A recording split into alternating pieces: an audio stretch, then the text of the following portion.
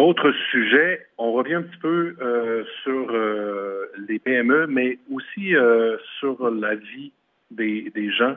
Alors, on entend souvent les entrepreneurs nous parler de lourdeur administrative, de délais interminables avant d'avoir accès à des permis, des paperasses à remplir qui n'en finissent plus, de lois, de règles, de demandes de dérogation de toutes sortes. La question, de quelle façon votre parti tend à simplifier administrativement la vie des gens? Non pas seulement les gens d'affaires, mais les citoyens, les contribuables. Dans l'ordre, M. Damour, M. Tardy, M. Couture, Mme Cadorette. Alors, on débute avec M. Damour. Alors, il y a des pas qui ont été franchis dans la bonne direction. C'est un grand chantier, puis il est vrai qu'au Québec, on s'est donné pas mal de mesures, pas mal de permis. Et ça fait en sorte qu'on perd beaucoup de temps sur l'administratif des choses, qu'on soit un individu dans sa famille ou qu'on soit une entreprise. On a déjà posé des gestes clairs, mais il y a bien d'autres choses à faire. Je vais vous donner des exemples, et ça nous touche au quotidien. La fameuse loi sur la Commission de protection du territoire agricole, c'est devenu très compliqué, c'est très lourd et c'est très long. Et surtout, ça nous enlève des possibilités de vivre le développement dans nos communautés locales. Il faut assouplir les règles, et ça, c'est un engagement très clair qu'on a pris. Dès le prochain mandat, on se met au travail. Sur le plan environnemental aussi, on va ajouter des ressources en région pour que ça aille plus vite au niveau de l'étude ou l'analyse de certains dossiers, mais en même temps, on a adopté une loi qui n'a pas encore procuré ses effets, c'est-à-dire une grande simplification. Cette loi-là sur la qualité de l'environnement au Québec date de plus de 40 ans. On va respecter l'environnement, mais on va se donner les moyens de donner des réponses à nos agriculteurs, à nos forestiers, à nos acériculteurs, à nos entrepreneurs, de manière à ce qu'on soit plus efficace. L'objectif de notre gouvernement, c'est d'éliminer le plus possible les désagréments et les contraintes qui sont liées à cette lourdeur pour leur permettre une chose, de s'occuper de leurs affaires lorsqu'on est une personne ou de s'occuper de l'entreprise lorsqu'on parle d'entreprise pour être plus performant, être plus productif, puis faire en sorte que nos entreprises soient plus rentables. On est rendu là. On en a fait des choses, mais on en a encore beaucoup à faire. Au gré des années au Québec, on a alourdi notre système, mais aujourd'hui, on a un rendez-vous avec l'histoire, faire en sorte de revenir en arrière et la décentralisation qu'on opère aussi. Faire en sorte qu'on étende nos services dans la région, services gouvernementaux, être plus présents. Ça va créer une différence qui va faire en sorte qu'à la fin du jour, on va intéresser notre monde pour faire des affaires. Notre jeunesse, nos entrepreneurs de façon générale, on va leur libérer du temps et ça va se traduire également par des économies importantes sur le plan financier. Merci, M. Damour. M. Tardy. Alors, j'ai été entrepreneur et employeur depuis près de 20 ans. Et je vais vous dire que ce que les promoteurs nous disent, c'est qu'effectivement, les délais sont beaucoup trop longs et ça retarde même les projets de développement. Là, on s'entend très bien là-dessus. Donc, oui, et tout le monde va être d'accord avec moi dans la salle pour dire qu'on a beaucoup de tracasseries administratives et qui ne sont pas nécessairement nécessaires. Au niveau des déclarations d'impôts, nous, ce qu'on propose, c'est de simplifier l'administration avec une seule déclaration d'impôt à remplir au Québec et pour le fédéral en même temps. En agriculture, on s'engage à réduire des surplus paperasses que doivent remplir les agriculteurs pour des délais qui sont souvent variés et variables. Alors, si on y va avec une formule, on travaille pour les agriculteurs à simplifier ces approches-là. On prend au niveau environnemental, on n'en parlera pas, on va passer rapidement. J'aimais bien entendre M. Damour mentionner à quoi on s'attendait pour l'avenir, mais au niveau environnemental, c'est vraiment très lourd comme système et on a avantage là comme ailleurs aussi à diminuer tout ce qui est paperasse, tout ce qui est tracasserie administrative. En immigration, c'est la même chose. Et au niveau des organismes communautaires, nous, à la CAQ, on propose de travailler avec des organismes qui ont des missions. Donc, de travailler sur 2 ans ou 3 ans au lieu de passer une grande période de leur temps, au lieu de donner des services, à se préoccuper, à aller chercher des subventions. Voilà des solutions concrètes avec lesquelles on veut travailler et avec lesquelles on vous propose à regarder pour le 1er octobre prochain. Merci. Merci, M. Tardy. M. Couture. Merci, M. Ouellette. Vous savez, les PME, ça constitue la colonne vertébrale de notre économie, particulièrement en région. Exploiter une entreprise, une PME, lors de son lancement, pendant sa croissance, puis jusqu'à la passation du flambeau, c'est un acte qui est audacieux et qui requiert un énorme effort. Ce qu'on veut au Parti québécois, c'est s'assurer de faciliter la vie de nos PME. On s'y engage. On veut les soutenir durant toutes les phases de leur développement et ça, à partir d'un état du mode normatif à un état plus souple en mode solution. Un gouvernement du Parti québécois va réduire de manière concrète le fardeau réglementaire qui est imposé aux PME. Puis pour ça, on veut s'inspirer des commentaires qu'on a entendus lors de la tournée qu'on a faite par les femmes et les hommes d'affaires, la tournée Priorité PME. Puis pour signifier clairement cette volonté-là de changement, l'allègement réglementaire, nous, ce qu'on dit, c'est qu'il va relever directement du bureau du premier ministre. On veut sérieusement instaurer un allègement réglementaire spécifique pour les 5 premières années d'existence de l'entreprise, puis donner le droit à l'erreur. C'est important. Réduire concrètement et significativement le fardeau réglementaire des PME dès la première année par la création d'une équipe de choc composée de hauts fonctionnaires, de représentants de PME et pilotée par un ministre délégué aux PME relevant directement du premier ministre. On veut diminuer aussi, comme je l'ai dit tout à l'heure, de beaucoup la paperasse. C'est aussi possible dans les organismes communautaires. Nous, ce qu'on pense, c'est qu'on doit s'assurer, parce que c'est pas des PME, mais ils ont un rôle très important qui ressemble aussi au développement plus collectif de notre société. On veut qu'ils aient un financement pluriannuel pour être en mesure de le planifier. Puis, on veut s'attaquer aux problèmes dès qu'ils surviennent. Parce que vous savez, c'est fâchant de voir les gens attendre que quelque chose arrive. On a un bon exemple ici. Ça fait longtemps qu'on attend la 85. Tout le monde attend encore après. Les pépines sont sorties pendant la campagne électorale, ce qui est triste. Puis, on sait qu'à Témiscouata-sur-le-Lac, il y a 50 millions de dollars qui ont été annoncés en nouveaux projets. Puis, ils vont tous se réaliser probablement après le 1er octobre. Merci, M. Couture. Mme Caderet. J'allais renchérir que c'est beau en campagne électorale. On a toutes les solutions à nos problèmes. Il faudrait être en campagne électorale plus souvent pour régler nos problèmes. Entre autres, c'est effectivement les pertes de temps attribuables à la fonctionnalité, à la paperasse. Alors, il faudrait que le système, effectivement, change, qu'il soit au service de l'humain et non l'humain au service du système. Et qu'il est vraiment temps qu'on change notre façon de faire. Puis je pense que tout ensemble, on va y arriver. Un gouvernement de Québec solidaire, c'est sûr, veut vraiment travailler pour le bien-être des gens et des collectivités. Alors, on est à l'écoute des gens et des collectivités pour trouver des façons de faire qui soient agréables à vivre, pour notre bien-être, de vivre dans nos collectivités. Et puis, on a fait des bémols sur le ministère de l'Environnement. Au niveau de Québec solidaire, on a un plan de transition écologique et économique. Alors, l'écologie, l'environnement, c'est pas quelque chose qu'on veut mettre de côté. Peut-être, oui, simplifier et avoir plus de ressources pour donner des réponses rapides et des analyses rapides.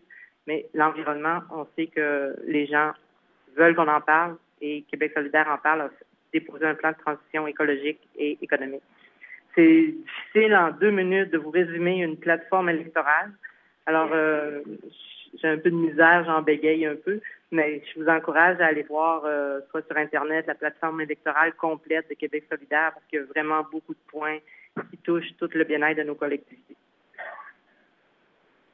Merci, Mme Caderet. Dernière question, avant de passer à celle du public. Et ça me touche directement en tant qu'agent de développement du transcontinental. On apprenait récemment, et avec stupéfaction d'ailleurs, la fermeture de l'école primaire de Saint-Marc-du-Laclon.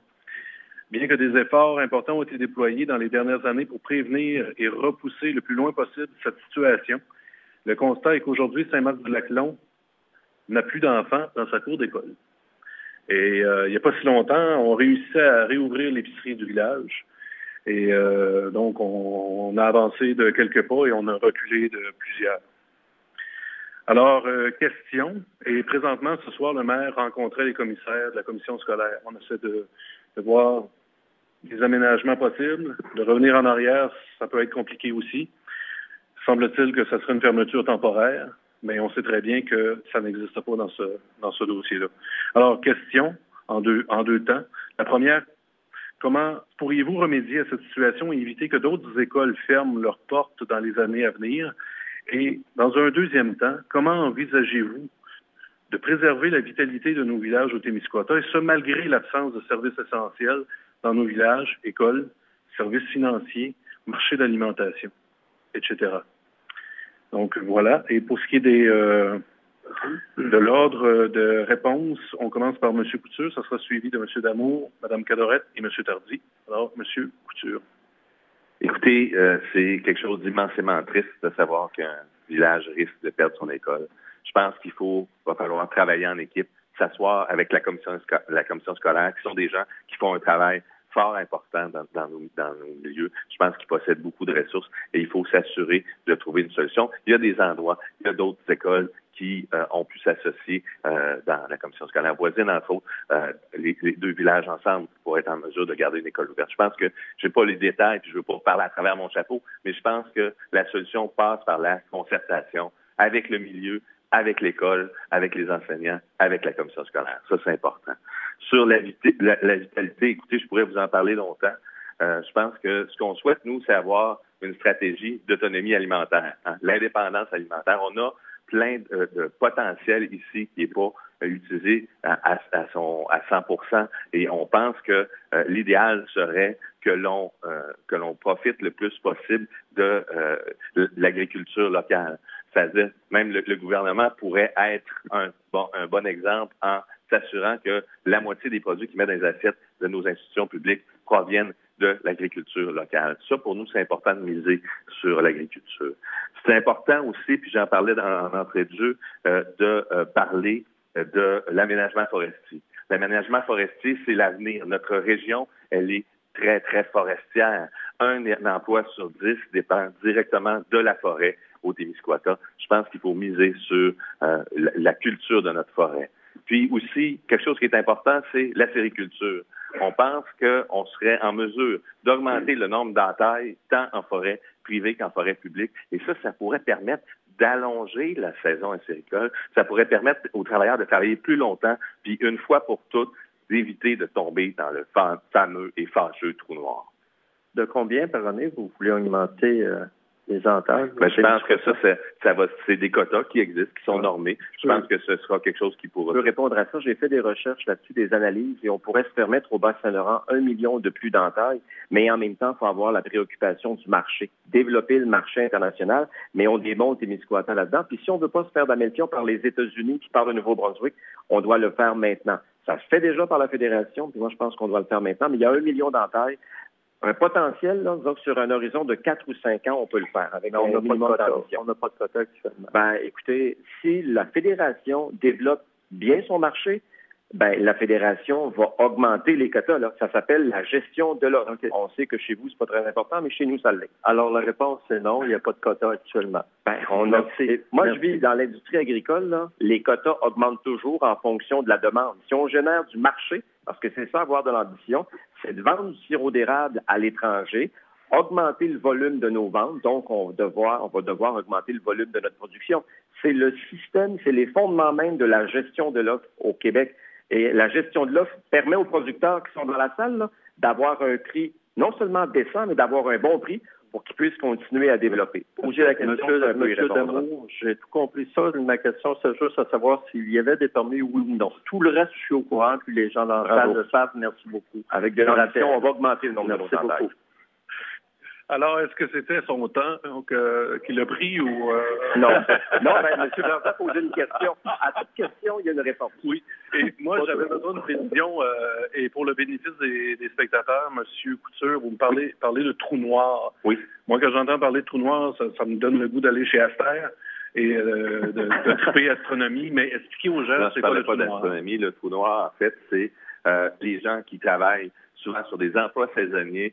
Ils ne cumulent pas assez d'heures pour se qualifier pour un nombre d'heures, en fait, pour une durée suffisante de prestations et ainsi faire le tour, comme on dit. C'est-à-dire qu'au bout de leur prestation d'assurance-emploi, ce qui les attend, c'est rien. Alors, c'est des gens qui souvent ne peuvent pas faire de demande d'aide sociale et alors ils ont, parce qu'ils ont une maison, parce qu'ils ont des actifs et à ce moment-là, ils se retrouvent devant rien et ça plusieurs semaines, plusieurs mois, voire avant que la saison de leur emploi ne reprenne. Merci de cette précision, M. Couture. Alors, on retourne à vous et à vos réponses concernant la question sur la vitalité de nos ruralités. Voyez-vous, j'ai eu l'occasion il y a 2 semaines au congrès de l'Association des pompiers de l'Est du Québec de rencontrer le maire de Saint-Marc-du-Laclon. et j'ai compris son désarroi. L'école du village, c'est sacré. Pour Saint-Marc-du-Laclon, puis pour toutes les autres municipalités du Témiscouata, on doit faire des efforts financiers. Moi, ce que je comprends, c'est qu'il y a des parents qui ont décidé d'envoyer leurs enfants de Saint-Marc à Rivière-Bleue. C'est ce qui crée présentement la distorsion. Je suis très heureux qu'il y ait cette rencontre ce soir entre le maire et le conseil des commissaires parce que la commission scolaire du Fleuve et des Lacs a toujours été très sensible à cette réalité. Oui. Alors, les aînés dans nos communautés, lorsqu'ils entendent plus les cris dans la cour de récréation, là, c'est leur vie dont on parle. Moi, j'aime pas ça et je suis prêt à m'impliquer là-dedans pour créer la différence. Maintenant, la vitalité du territoire, pour moi, c'est un réseau de logements sociaux important. C'est des projets, notamment, de développement touristique comme celui de Saint-Jean-de-la-Lande, comme celui de Pointe-Égamour. Ça, pour moi, c'est important. La vitalité des territoires, pour moi, ça passe bien sûr par l'agriculture, mais ça passe par la forêt. Il y a la publique pour laquelle on a donné de la prévisibilité, des budgets pour des travaux de sylviculture, puis il y a la forêt privée. Moi, je suis très fier de la forêt privée d'ici, là, qui nous permet cette année de récolter 1 350 000 mètres cubes de bois. C'est beaucoup de bois, puis on est l'une des meilleures régions au Québec. Ça nous amène comme gouvernement une obligation. Il faut faire en sorte que notre forêt assure sa pérennité. Il faut reboiser. Puis je veux qu'on revienne à une formule, qu'on soutienne financièrement nos propriétaires de bois privés. Il y en a juste à peu près 2000 au Témiscouata, il y en a 3000 à peu près dans notre comté. Ça, c'est une question de vitalité du territoire. La vitalité du territoire, c'est NBG à Rivière-Bleue qui veut transformer davantage. C'est des projets d'entretien du réseau routier comme on le fait présentement sur la route 289, comme on le fait d'ailleurs à chaque année. Et c'est de supporter nos entrepreneurs. On en parle depuis le début de la soirée. Ça me touche beaucoup parce que la vitalité du territoire, c'est nos entreprises, c'est nos organismes communautaires pour lesquels on a accordé du financement sur une période de 3 ans, qu'on va augmenter année après année. Puis c'est un travail collectif qui, ma foi, va faire une différence. Les points qu'on a marqués au cours des dernières années, là, c'est rien comparativement à ce qu'on peut faire parce qu'on a vraiment des assises solides dans tous les domaines maintenant pour faire en sorte de développer de manière dynamique puis occuper de façon diversifiée notre territoire. Il fait signe qu'il a fait ça de même. Ah oui? Ouais. Est-ce que c'est une menace? Oui, garde du corps, pas loin. Allez, excuse, je m'emporte. Quand je parle de développement, je me laisse aller un petit peu. Pardonnez-moi. Je laisserai 10 secondes tantôt. Pas de problème. Je le retiens. Parfait. Madame Calorette. Le plan de transition économique de Québec solidaire, il propose une nouvelle approche d'aménagement du territoire et des activités qui s'y découlent. On propose l'éclosion d'une économie basée sur des circuits courts, puis une agriculture saine et éco-responsable pour favoriser la diversification des usages de notre territoire. Entre autres, à Québec solidaire, on veut vraiment appuyer l'agriculture biologique et la transition des agriculteurs vers une agriculture plus saine. Quand on parle de circuits courts, entre autres, M. Couture le mentionnait également dans son programme, mais on veut vraiment que l'alimentation est le moteur premier de notre santé. Moi, j'appelle ça cultiver notre santé, qu'on cultive notre santé, qu'on se produise des aliments sains, qu'on fournisse nos établissements, en fait, de nourriture qui soit saine pour vraiment diminuer nos risques, nos cancers et tout ce qu'on subit de l'agriculture industrielle qu'on mange. C'est pas normal qu'on mange des carottes d'Israël et qu'on serve ça dans nos hôpitaux qui ont fait le tour du monde, alors que chez nous, on est capable de produire une alimentation saine et de qualité. On parle de la petite école de Saint-Marc-du-Laclon, entre autres. Moi, j'avais fait des démarches. On aurait pu, dans nos petites écoles, mettre des CPE. Qu'est-ce qui fait qu'on va avoir une rétention, avoir des jeunes qui s'installent dans nos milieux? Ça prend les services. Les jeunes familles, maintenant, les deux travaillent, ont besoin des services de garde. Un petit service de garde jumelé dans une petite école de village, ça peut faire une différence pour maintenir une activité sociale et économique pour le village. Entre autres, Québec solidaire propose un financement du CPE à l'université gratuit. C'est quelque chose, un incitatif pour nos régions pour vraiment vivre bien chez nous. Merci, Mme Cadorette. M. Tardy. Oui, alors, écoutez, la fermeture des écoles, de petites écoles de village, c'est toujours très préoccupant. En tout cas, pour moi, ça me préoccupe effectivement beaucoup. Au Québec, on ferme 10 à 20 écoles par année dans nos municipalités actuellement. Donc, le problème est majeur et tout ça devrait passer et on le fait actuellement et je pense qu'on doit aller de façon plus concrète, beaucoup plus loin, en travaillant conjointement nos milieux sociaux, culturels et économiques pour trouver des solutions à des situations qui sont fortement déplorables et qui viennent briser l'ensemble d'un milieu puis de tous les composants qui y sont dedans. Dans ma tournée de porte-à-porte à Saint-Jean-de-la-Lande, je suis allé vraiment par hasard. Vous savez, quand on fait du porte-à-porte, on ne sait pas où on s'arrête nécessairement et on ne choisit pas avec qui nous allons parler. On va là pour rencontrer les gens, pour échanger avec les gens et pour écouter les gens aussi. Donc, j'ai rencontré à 2 occasions différentes 2 conseillers, Monsieur Claude Galland et Monsieur Raymond Boutotte, qui m'ont parlé justement de ce fameux projet-là que Saint-Jean-de-la-Lande avait. Bon, je vais en venir vraiment au fait. Ils m'ont dit qu'il y avait besoin d'être accompagnés, ces gens-là, pour savoir cogner aux bonnes portes et pour savoir comment s'organiser pour aller chercher de l'aide financière, tant provinciale qu'au fédéral. Pour garder une vitalité dans un milieu, dans une communauté, on a besoin d'être basé sur nos ressources et de travailler avec également nos forces du milieu, si on veut réussir à grandir ensemble. Moi, ce que je m'engage à faire, c'est de faire des calendriers par municipalité avec des dates, des échéanciers pour connaître et être en toute transparence, savoir où nous allons avec nos projets et que tout le monde soit mis au courant de l'évolution des projets, de telle sorte qu'il n'y aura pas de surprise pour personne et nous aurons vraiment une collaboration et une coopération qui donnera un développement régional beaucoup plus fort que ce qu'on connaît. Merci M. Tardy. Voilà, ça complète les questions qui ont été construites comme ça par le comité des sages de la Chambre de commerce du Témiscouata en collaboration avec la CODET. Je passerai maintenant aux questions du public. Vous êtes toujours là, c'est bon? Il n'y a pas eu de personne qui est partie. Alors, il y a Mme Martine Lemieux, qui est directrice générale de la Chambre de commerce. Ça voulait passer inaperçu, c'est raté.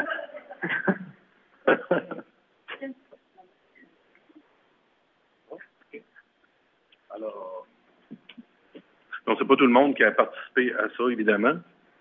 Au début, je pensais que c'était du chocolat.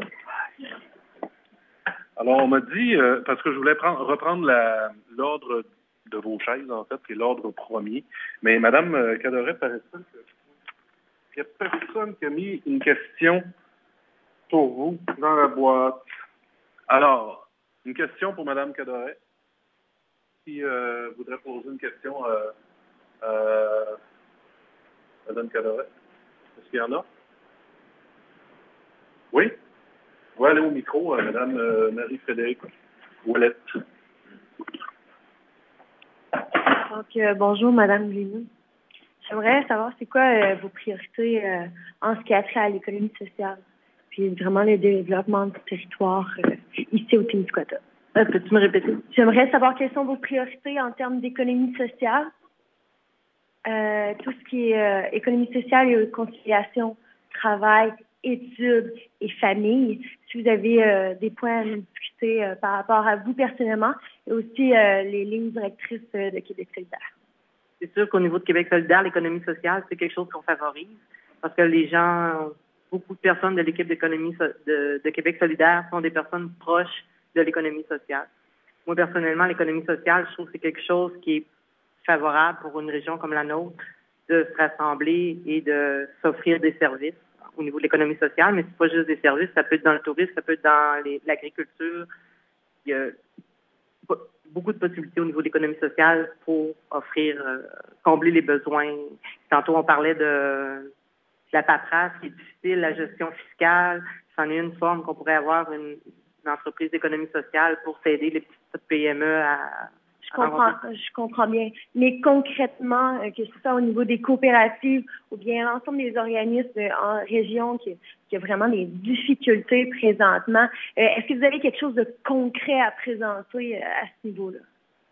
Personnellement, le plan économique de Québec solidaire, je ne veux pas m'avancer parce que je ne l'ai pas assez étudié. Par contre, il y a beaucoup d'argent qui est mis dans cette dynamique-là d'économie sociale. Tantôt, je parlais... On a regardé beaucoup tout l'argent pas qui se dilapide, mais qui est généreusement distribué à des grandes entreprises. Puis on pense au niveau de l'économie sociale que oui, on pourrait rapatrier de l'argent pour nos communautés. Entre autres, le Témiscouata, c'est une région qui a besoin beaucoup de soutien. Puis l'économie sociale, c'est une bonne formule pour appuyer les besoins du milieu. Parfait, merci. Merci, Mme Ouellette. Dans la boîte de M. Couture, je suis tombé sur un nom. Donc, je me suis dit, peut-être que c'est qu'est-ce qu'il pense de cette personne-là, mais j'imagine que c'est pas ça. Donc, j'inviterai la personne en question. C'est Mme Ginette Bégin que j'ai croisée tantôt. Elle aurait une question pour M. Couture.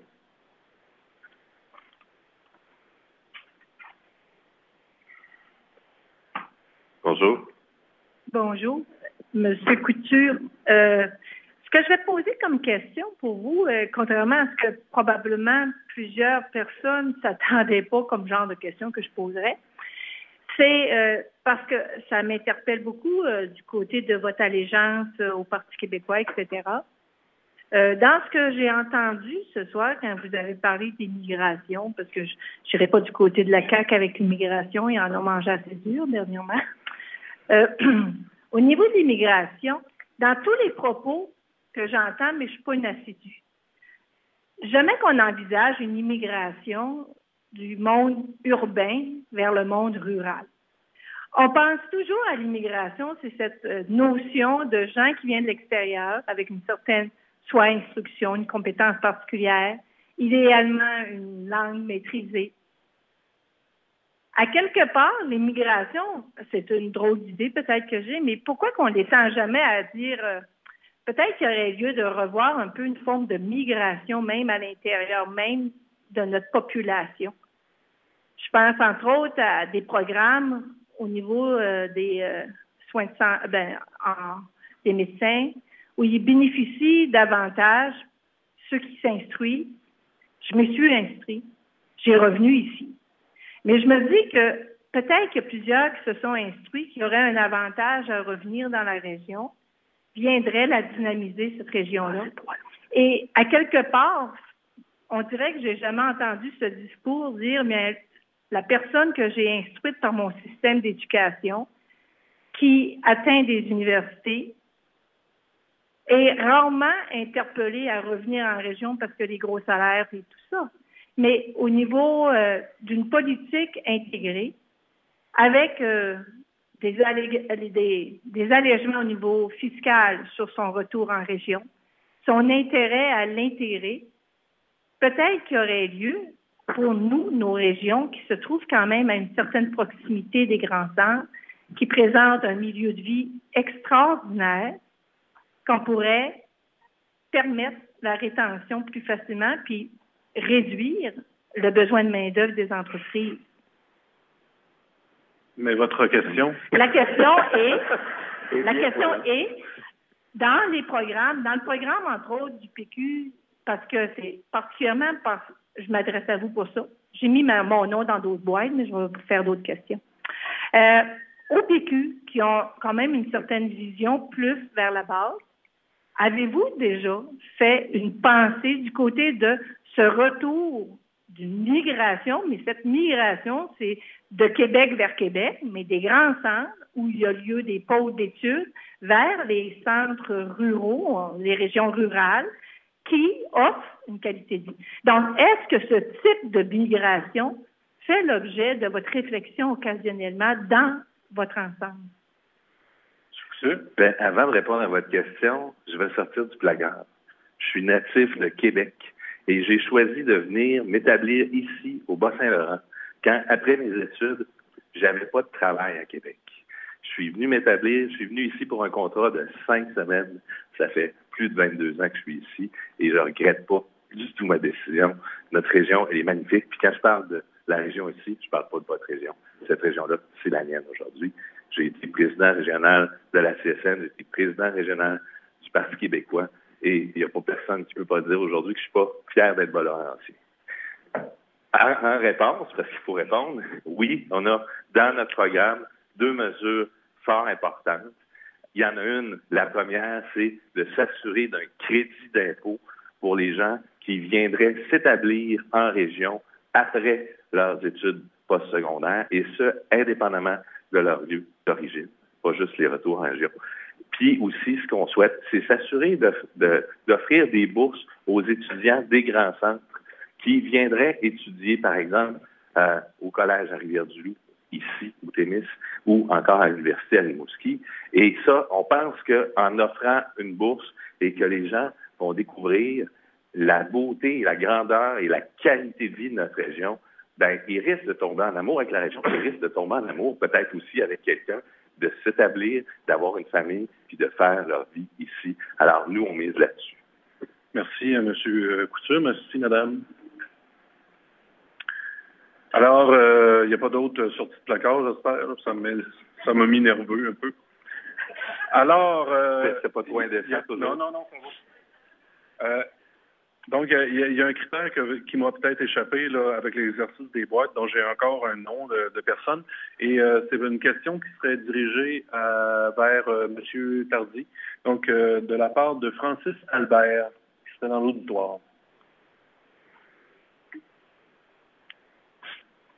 Et on va chronométrer aussi ces réponses-là, parce que le temps nous file très, très rapidement. Bonjour, Sébastien. Mais avant, je ne veux pas prendre trop de temps, mais avant de poser la question, je voudrais juste vous faire un état des faits concernant notre entreprise. Quand on parlait d'Internet haute vitesse, chez nous, en 2015, le groupement forestier, via les actionnaires et les administrateurs, ont décidé de relocaliser un bureau neuf parce qu'on manquait de place, qu'on avait un bureau désuet aussi à Haute-Lair.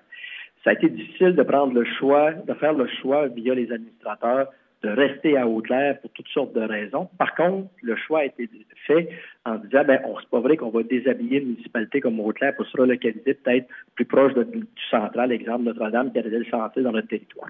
Fait qu'on n'a pas voulu faire un débat déchirant et les actionnaires, les administrateurs ont décidé de se reconstruire un bureau neuf à Haute-Lair. Malheureusement, quand on parlait d'Internet haute vitesse, tout à l'heure, moi, je parle même pas de haute vitesse. Chez nous, présentement, on est à 12 mégabits quand les données rentrent. On est à 0.6 quand on pousse les données. Ça nous amène des problématiques. On est obligé de soumissionner présentement sur ils appellent ça le bureau de mise en marché des bois. On n'est même pas sûr si notre soumission va se rendre en temps par Internet. Souvent, ça coupe.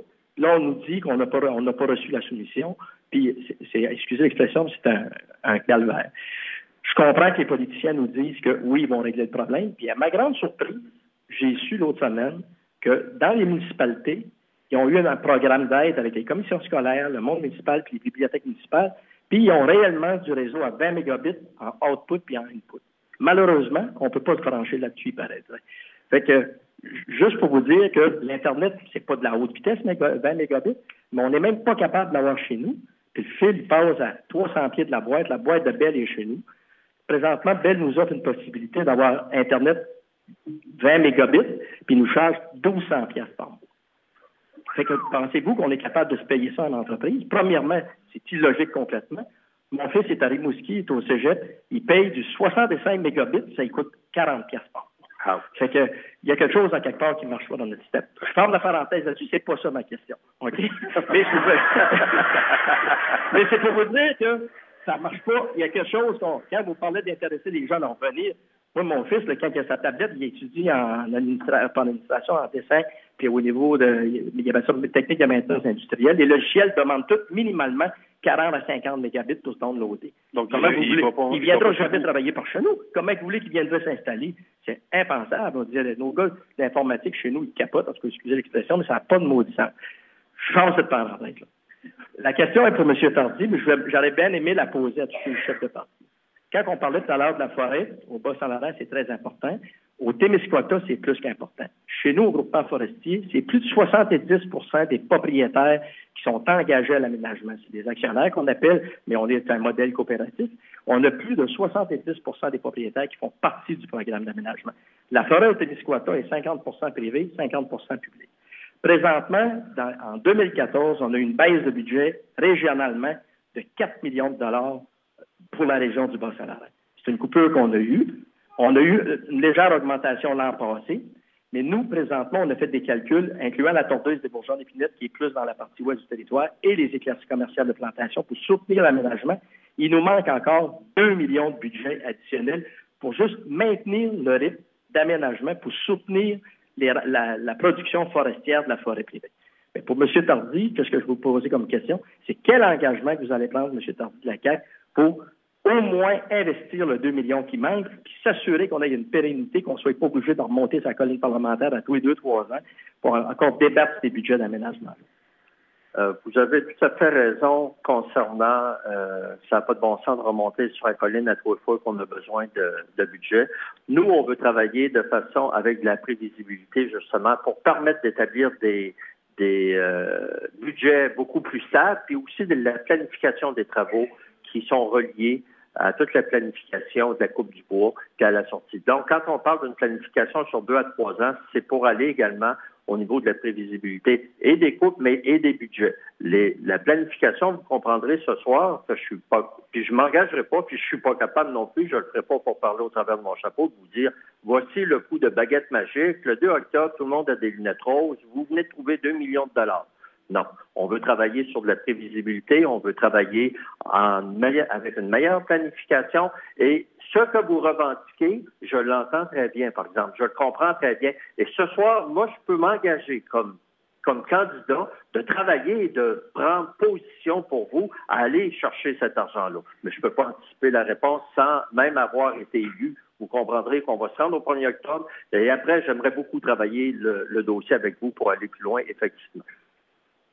Il faut bien comprendre cette demande-là. C'est le directeur général du groupement qui l'a fait, mais on a 1000 propriétaires d'actionnaires chez nous. Si vous rencontrez les gens sur le terrain, peu importe les partis. Présentement, l'avantage qu'on a présentement chez nous, on parlait de la coupe de bois, M. Damoul le disait, dans le Bas-Saint-Laurent, il s'est coupé l'an passé à 1,2 million de mètres cubes. Ouais. Puis la région, la MRC du Témiscouata sur le territoire, c'est nous autres, le territoire, les producteurs forestiers du Témiscouata, qui a coupé le plus de bois dans tous les MRC du Bas-Saint-Laurent. Fait on peut, en tout cas, on a une main-d'œuvre qualifiée, on a des entrepreneurs qualifiés, on a des usines qui achètent tous les essences de bois. C'est un gros avantage. Il n'y a pas aucune matière de bois qui ne se transforme pas au Témiscouata. Le cèdre, le tremble, le feuillus dur, le résineux, toutes les matières de bois sont pas. En plus, on a la sériculture. Fait que les propriétaires sont engagés et ils veulent absolument augmenter les budgets d'aménagement parce que à toutes les fois qu'on coupe un mètre cube de bois, c'est 2,4 piastres d'investissement qui se retrouvent dans les collectivités. Fait que j'espère qu'on va pouvoir, peu importe le parti, comme je disais tout à l'heure, avoir une garantie d'augmenter ces budgets. Moi, je vous le répète, je me réengage. Et effectivement, le bois, c'est une ressource qui est des plus importantes, puisque dans le comté, ça couvre au-delà de 65 du territoire. Donc, on ne peut pas nier l'existence de la ressource forestière qui est le bois. Et moi, je vais sûrement vous encourager à aller de l'avant, peu importe, comme vous avez dit, le parti, mais c'est une ressource fondamentale pour notre comté. Merci, M. Et là, je ne fais pas votre bon travail en passant. C'est bien de le souligner, en effet. Oui. Et puis, étant donné que je suis un animateur, modérateur un peu cool, il y a M. Dameau qui voulait commenter ce qu'il entendait. Peut-être simplement 10 secondes. Moi, je me souviens, puis je veux le souligner, ça, cet effort-là de la part des propriétaires de boisiers privés au Bas-Saint-Laurent et particulièrement chez nous au Témiscouata. Il y a quelques années, on ne récoltait pas autant de bois. Je ne dirais pas que c'est un phénomène qui est nouveau, mais maintenant, là, qu'on livre davantage de bois aux scieries et que ça génère davantage d'emplois, qui dit coupe de bois dit plantation puis travaux sylvicoles. Je l'ai dit tantôt dans une présentation précédente, on est à ce rendez-vous-là. Et je pense que financièrement, on se doit de faire un bout de chemin. Moi, l'engagement clair au nom de ma formation politique, je peux le prendre. Et moi, dans mon quotidien, j'entends aussi la possibilité qu'il y ait d'autres sortes d'usines, d'autres sortes de transformations avec le bois. Je le souhaite vraiment pour notre région. Alors, on a mis des budgets pour l'innovation. Hein. Une transformation complémentaire, ça, c'est l'avenir de notre forêt témiscouataine. Et d'ailleurs, l'utilisation du bois encore plus dans nos constructions sera encore souhaitable. Ça fait longtemps qu'on en parle, mais je pense qu'il faut quand même continuer d'aller de l'avant dans les exigences de nos édifices publics. C'est très important. Vous avez du gaz à soir encore? C'est bon? C'est la sortie du bois dans la construction. Pourvu qu'on ait fini pour jeudi matin pour le prochain budget, ça va bien. Prochain budget, prochain débat, c'est là. Prochain débat, oui, pardonnez-moi.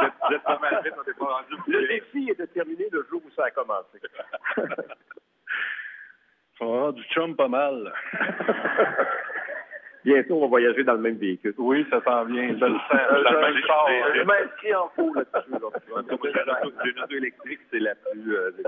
Qui aura les deux mains sur le volant, c'est ça? C'est parti de... Je vais conduire. C'est moi qui conduis. Oui. Ça faisait partie de mes idées, demander à M. Dameau de faire du covoiturage pour la campagne. Parce si vous voulez aller le revenir, ça va me faire plaisir. Vous n'allez pas mettre place, c'est juste. J'inviterais Maurice Rioux, M. Maurice Rioux, qui avait une question pour M. Jean Damour. Je ne sais pas où il est, M. Rioux. Il est là? L'éclairage ne me permet pas de le voir, mais je sens qu'il y a quelqu'un qui s'en vient.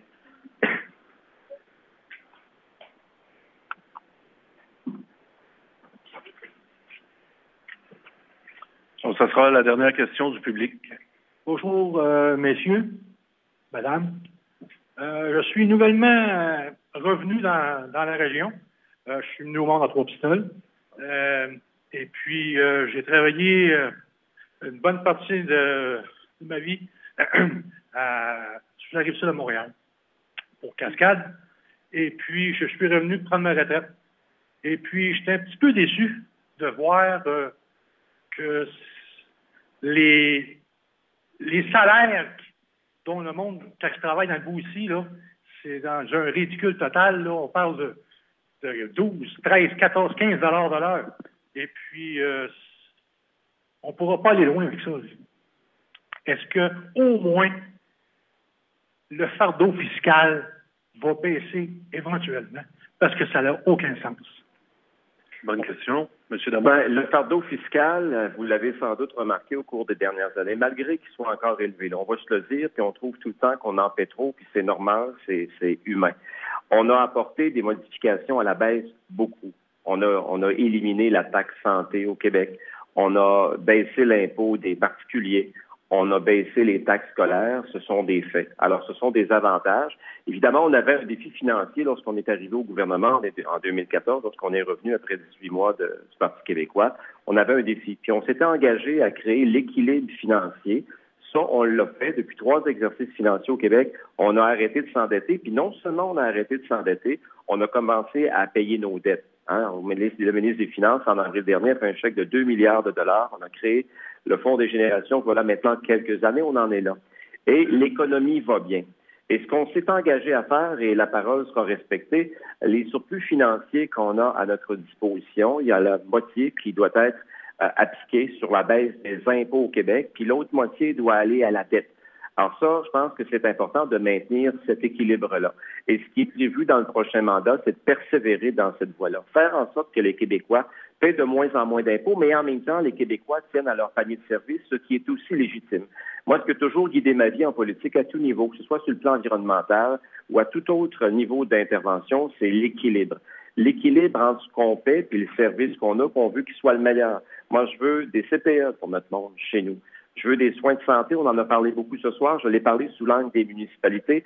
On veut de bons services, on veut soutenir notre réseau communautaire, nos organismes de développement, puis on veut payer le moins cher possible. Mais comme l'économie va bien, on peut se le permettre. Je veux aussi, pour répondre au premier argument de votre question sur la question des salaires, nous aussi, on veut que les salaires soient améliorés au Québec. Évidemment, il faut que le marché soit en mesure de le supporter, mais c'est ça qu'on est en train de bâtir présentement. Puis le Québec, comme d'autres sociétés, ça se fait pas en 6 semaines ni en 6 mois. C'est un horizon de quelques années, mais admettons ensemble là, qu'on a franchi au cours des dernières années. Ça fait déjà des lunes que le Parti libéral est au pouvoir. Ça fait des lunes que le Parti libéral est au pouvoir. Écoutez, on sollicite, Philippe Couillard sollicite actuellement son 2e mandat. Moi, ça fait pas des lunes que je suis député au Témiscouata, ça fait 6 ans. Et je pense qu'au cours des dernières années, là, vous avez constaté le nombre d'annonces qu'on a faites pour améliorer la vie au Témiscouata. Ça, je l'amène sous l'angle des services. Mais en termes d'économie, les investissements qu'on a fait ici, chez Norampac, dans nos entreprises, je parlais du 1208 tantôt à Desjolies, on l'a fait. Mais c'est un processus. On a de beaux succès, puis ça, on doit être fiers de ça, des pas qu'on a franchis ensemble.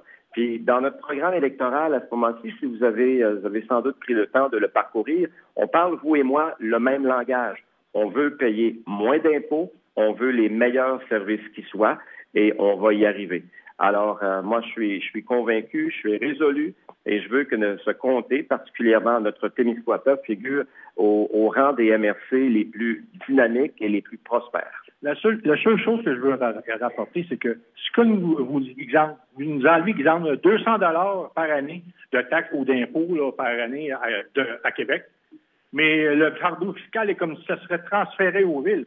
Les villes n'ont pas le choix de monter les taxes. Parce qu'il n'y a pas d'équité au niveau des municipalités. Je suis pas d'accord avec vous, monsieur, parce que c'est un gouvernement qui a versé aux municipalités au cours des dernières années, c'est bien nous. C'est nous qui sommes aussi à l'origine d'un certain nombre de projets éoliens qui permettent aux municipalités, justement, d'engranger de l'argent. Là-dessus, le Parti québécois a été correct. Durant les 18 mois où ils ont été au pouvoir, je dois le souligner, ça m'enlève rien de le souligner, mais nous, on a adopté par la suite les décrets. On a adopté les décrets parce que c'est l'histoire des gouvernements. On a adopté des décrets du Conseil des ministres qui permettent ici, au Témiscouata, chez nous, là, des revenus annuels dans nos municipalités de plus de 6 millions de dollars. J'ai parlé tantôt du phare, le fameux programme phare. C'est 25 millions au Bas-Saint-Laurent qui sont retournés dans nos communautés locales. C'est les préfets et les maires qui décident de ce qu'on va faire avec cet argent. Témiscouata sur le lac l'aide au niveau de l'eau potable, plus de 7 millions de dollars. Caserne incendie à Saint-Louis-du-AA, projet de 3,7 millions de dollars. On a mis beaucoup d'argent. Ça, je tiens à le dire. On réussit à faire ça, là, puis il faut en être fier parce que ça s'appelle développer notre coin de pays chez nous avec efficacité. Merci. Merci. Le temps nous pousse. Merci, M. Damour. M. Rioux, merci de votre question. J'irai maintenant vers la conclusion du débat. Donc, chacun, à votre tour, vous faites une dernière rhétorique pour donner le goût aux gens de voter pour vous. Ça commence avec M. Couture, ça sera suivi de M. Damour, Mme Cadorette et M. Tardy. D'abord, M. Couture du Parti québécois. Merci. Alors, vous savez, le Parti québécois, c'est le parti des régions. On veut miser sur le développement régional, c'est une de nos priorités. C'est fort important que les bottines suivent les babines, qu'on donne un financement adéquat pour le développement régional. Ça, c'est clair pour vous. On a un programme qui est réaliste. On a un cadre financier qui est sérieux. C'est le seul dans tous les partis qui a été validé par 3 économistes indépendants. Notre plan, il est sérieux. Je suis particulièrement fier de notre chef Jean-François Lisée, qui, je pense, ferait sérieusement un excellent premier ministre. J'ai entendu dernièrement quelque chose que je trouvais triste, un appel au vote stratégique, un vote pour se débarrasser des libéraux de Philippe Couillard.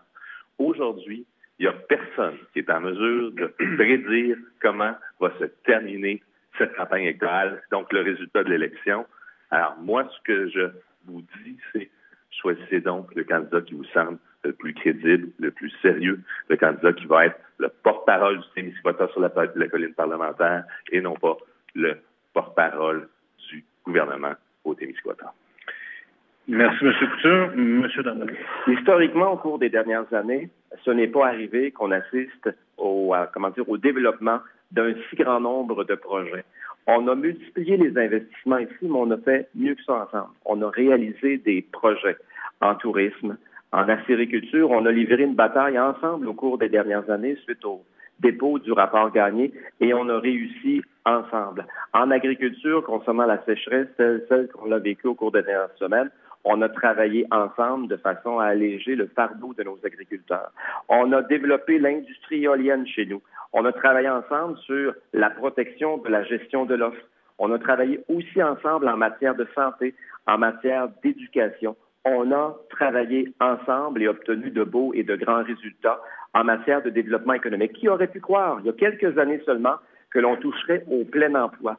On y est arrivé ensemble. Et je veux qu'on continue à travailler ensemble encore en équipe avec les maires, préfets, avec l'ensemble des organismes de développement, nos entreprises, nos jeunes, nos familles, de façon à faire encore grandir le Témiscouata. Je vous demande votre appui. Je suis à votre service. J'aime beaucoup travailler avec vous et je vous dis à très bientôt. Merci, M. Damour. Mme Cadorette. Alors, il est temps de se réinventer, de se choisir, de parler de l'importance de la biodiversité, de notre habitat commun, de parler de justice et d'équité pour tous. C'est pas un changement de parti qu'on a besoin, mais d'une nouvelle vision, d'un plan de transition économique, un plan de transition écologique. Je suis présente et Québec solidaire l'est tout autant. Je vous invite à prendre connaissance de la plateforme de Québec solidaire, parce que, comme je vous le disais, en 2 minutes, je ne peux pas vous résumer l'ensemble, mais vraiment Québec solidaire travaille à une plateforme pour mettre une répartition des richesses qui soit équitable pour tous à travers le Québec. Tantôt, on a parlé de ramener des gens. Québec solidaire, ça fait partie de sa plateforme de décentraliser et de ramener les gens des grandes villes vers nos milieux. Maintenant, le Bas-Saint-Laurent ou le Témiscouata, Montréal, le Témiscouata, c'est tous ensemble. On a un va-et-vient, puis il faut favoriser ça. Il faut devenir une communauté d'accueil, puis être fier de ce qu'on est, puis travailler ensemble. Alors, je suis prête à travailler ensemble, à vous tous. Ça fait longtemps que je suis à l'écoute de notre milieu. Notre milieu, on a beaucoup de savoir-faire et il faut... Merci. Bien. Merci, Mme Cadorette. M. Tardy, de la Coalition Avenir Québec. Alors, je suis sur le terrain depuis la mi-juillet dernier et je vous ai entendu me dire que vous vouliez du changement. Ce que propose la CAQ à la population, ce sont des changements concrets. Alors, on vous propose des changements dans le domaine de la santé, dans le domaine de l'éducation, dans le domaine de l'économie et pour les familles également. À la CAQ, on a rassemblé des gens de différents horizons dans une coalition et on veut faire avancer le Québec. La CAQ est le seul parti capable de défaire les libéraux et de former le nouveau gouvernement. Le 23 et 24 septembre et le 1er octobre prochain, je vous invite à faire votre devoir de citoyen et de citoyenne, à aller voter. À aller voter et nous allons participer à changer ce gouvernement-là, à participer à une meilleure éthique, à plus de respect, à plus d'écoute et à plus de transparence. C'est le temps de changer, voter Denis Tardy. Je vous remercie. Je vous souhaite une excellente bonne fin de soirée. J'espère que ça vous a éclairé ces quelques échanges que nous avons pu avoir ce soir entre nous. Merci, au plaisir. Merci, M. Tardy. D'ailleurs, je veux vous remercier d'avoir été là. Juste avant d'inviter Mme Joëlle Picard, qui est présidente de la Chambre de commerce, je veux saluer votre courage. Je sais qu'on est dans une époque où on cause du sucre puis on fait du bashing sur les politiciens, mais j'ai toujours personnellement admiré ceux qui s'engageaient en politique. Alors, je salue votre courage. Je sais qu'il y a des différences, il y a des choses qui diffèrent entre vous, mais il y a un dénominateur commun chez vous, c'est que vous aimez votre région. Et ça, on peut le sentir. J'espère que vous l'avez senti. En tout cas, moi, je l'ai senti. Puis on a pu entendre, on voulait une formule peut-être plus conviviale pour entendre plus le contenu et laisser faire le contenant qui, des fois, amène des débats, des échanges, puis de la cacophonie. On voulait vraiment entendre vos propositions. Donc, là-dessus, on a réussi notre coup de part et d'autre. Alors, merci beaucoup. J'invite Mme Picard. Merci.